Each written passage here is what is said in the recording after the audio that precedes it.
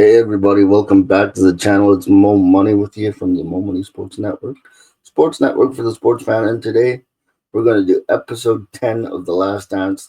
This is the conclusion, the NBA Finals of 1998. Now they took on the Utah Jazz, and this was a back and forth series for the most part. The Jazz came out in game one after going back and forth, and they took it by, I believe it was a 4-point win. So the Jazz were up 1-0 in the series. Keep in mind, this series started in Utah, and the Bulls were coming off that grueling 7-game series against the Pacers, so they had to fly from Chicago to Utah. However, in game two, it was another back and forth game, and this time the Bulls managed to pull out a 4-point win. And then they had Bob Costas come on and say it was a tough series for the back and forth, except for game three. Game three was the most lopsided game of the series, and quite possibly the most lopsided game in NBA playoff history. The Bulls were winning 96-54. Now, 96-54 is an impressive margin of victory. So impressive, in fact, that it was mentioned that was the lowest scoring total of 54 points since the invention of the shot clock. Now, at the beginning of this series, they had talked to Michael's kids, his two sons, and his daughter. And his daughter said she didn't necessarily remember him playing in the game, but what she remembered was the crowd and how loud they were, and they were just going insane in Salt Lake City. And so they get to the two sons, and they were asked if they were able to see their dad play. And they said, no, our mom didn't think it'd be a great idea for us to go to Utah because the Utah crowd was pretty hostile. And they said later on that they didn't like Utah at all, the Jazz team. And that was just a rule in our house pretty much, which was also very, very funny. So now that we've caught up on what the kids think about this last, we go to game four, or so you would think. But Dennis Rodman, instead of going to practice, goes to WCW Monday Nitro in Auburn Hills, Michigan. So instead of being at practice with the Bulls, he's hanging out with Hollywood Hulk Hogan, talking about world championships. And this is in the middle of their feud with DDP and Karl Malone. But Karl Malone didn't go to Monday Nitro, as far as I remember. And so Rodzilla up to Nitro, and they show the clip of Hogan lounging about, saying, "Some things are worth missing practice for, brother. You gotta throw the brother in there, you know." So Rod's practice, and they have him in the sit down talking head interview saying, "If I'm going to do this here, and I'm going to be Dennis Rodman, because I don't know how else to be, but be Dennis Rodman." But he said, when they need me on the basketball court, they're going to get 100% of what I have. Now, this is very key because game four was a back and forth game. And again, it was tight to the end, and they fouled Rodman. And you could hear the commentator in the clip say, Dennis Rodman is not the guy you want to ice the game at the end because he's such a poor free throw shooter. Because Dennis was not known for his offensive ability. But he knocks them both down, and the Bulls take a 3-1 lead. Now, in game five, Stockton and Malone got off to a start. Michael and the Bulls kept fighting back and fighting back. One thing to note is John Stockton said, "At no point did I fear the Bulls.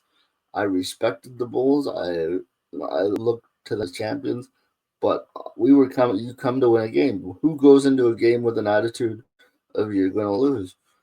So Karl and John take game five from the Bulls. And now, why might you say this is important?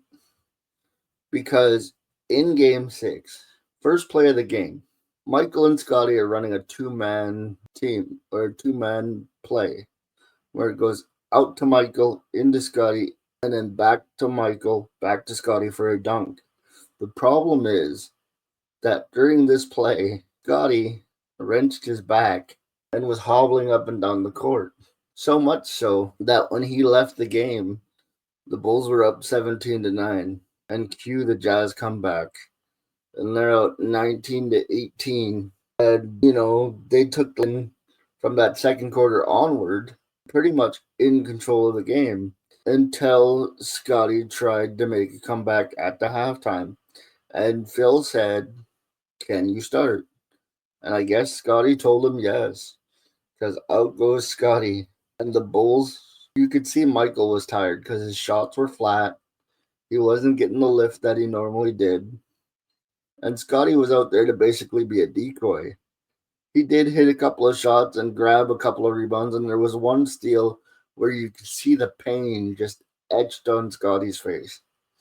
And I liked another line in this documentary where they said anybody who thinks Scottie Pippen is a soft player is an out and out fool, because I know a lot of players that would come out and tap out in that situation. Scottie didn't do that. And anyways, Utah is up and they keep going back and forth, and Stockton hits a three. Okay, and then there's 48 seconds left. So Michael takes it, drives it in, gets the layup, it's up and in, Utah by one, 37 seconds left. And Michael says, "I'm exhausted. I don't know what's going on, but I know I got one stop left in me." Oh no, sorry, that's the next play. This play is the one he knows what they're going to run. They're going to run to the post to Karl Malone for that turnaround jumper. But he's so focused on him and Dennis, who have been battling all game long, that he doesn't see Michael on the weak side get the steal, take the ball, and this is where Michael hits probably the greatest shot in NBA history, for my money, when he quote unquote pushes off on Byron Russell. It wasn't a push off, his momentum was going that way. And Bob Costas even says, this is the greatest line in the whole episode. He said that push off on Byron Russell was the equivalent of a maitre d' showing somebody to their table. Anyway, Michael hits the shot with 5.2 seconds left, and they need to stop. And if you enjoy this content, please don't forget to like and subscribe. So what happens now is they get the ball into Stockton, who's trying to get off a shot. He gets off a shot. It comes up short. The Bulls win their sixth championship in a row. They show a lot of the celebration. Michael goofing on the piano. Everybody getting along. They show a little bit from the championship parade. And then something curious happens.